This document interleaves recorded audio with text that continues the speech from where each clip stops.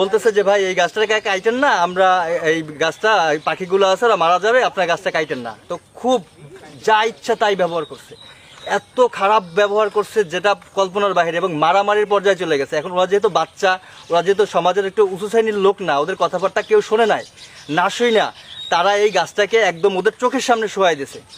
মানে যখন গাছটা পড়ছে আমাদের মনে হয়েছে যে আমাদের হৃদয়টা একদম ভেঙে চলে শেষ হয়ে যাচ্ছে। কারণ কি, ওখানে শত শত জীবন আছে। আমি কান্না করে দিয়েছি কালকে।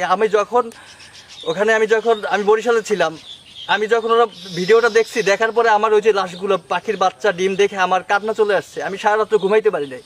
200 পাখি 8+ আটকে ছিল এখানে, কিন্তু বাসা ছিল আপনার প্রায় 200 বাসা ছিল এখানে। পাখি অন্তত 400 পাখি হবে, ডিম বাচ্চা সহ অনেক পাখি ছিল। কিন্তু তারা কিছু পাখি তো মারা গেছে, আপনারা দেখছেনই। তারপর কিছু বাচ্চারা ধরে নিয়ে গেছে।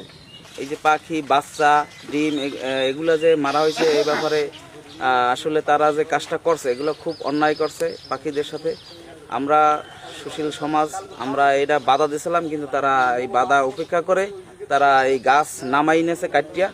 বাধার পরও তারা বিভিন্ন আমাদের এই যে ছেলেপান যারা এই জায়গায় বাধা দিছিল তাদের সাথে খুব অন্যায়ভাবে আচরণ করছে, এবং গাছ বিক্রি করা হয়, তা যে বিক্রি করছে তারও এই গাছ বিক্রি করা ঠিক হয় না।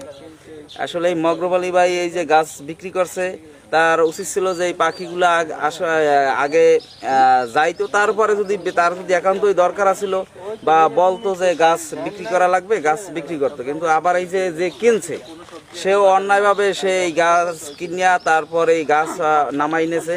এটা আসলে ঠিক হয় না, এখন একবারেই ঠিক হয় না, মোটেই ঠিক হয় না। আমি এর সুশীল সমাজে আমি এই সচেতন নাগরিক হিসেবে তাদের একান্তভাবে দৃষ্টান্তমূলক শাস্তি চাই।